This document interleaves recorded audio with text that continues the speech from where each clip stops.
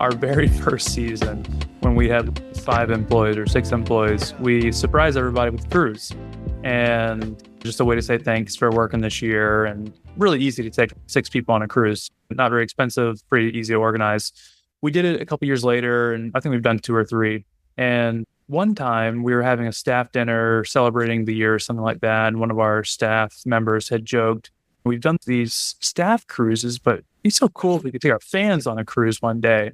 And you know that moment when everyone just looks at each other, hold on. What if we actually did that? What would that look like? And people always ask us, like, where do these ideas come from? Literally just like that. That's how they come to life. And Emily began researching it and talking with the various cruise lines. And of course, what do you know? Brands can charter cruises and take their customers. Bands do this. Comedians do this. Chefs do this.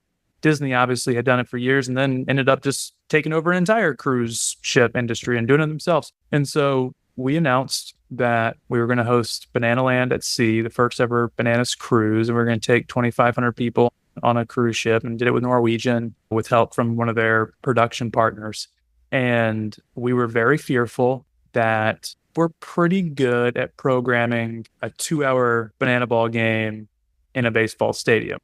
But how are we going to program 4 days in a 14-level cruise ship with theaters and bars and performance venues and stages and nightclubs and karaoke and restaurants? And Emily and the partners who worked with us at Norwegian helped us craft this amazing immersive experience with our players and our characters and our cast and our band and our dance team. And all these different people came on board, and people had a blast. I know that seems very self-serving and biased, but they had a blast. It was some of our diehard fans. I met fans who had been with us since day one, literally some of the first ever season ticket holders way back in 2016. We had them on the ship.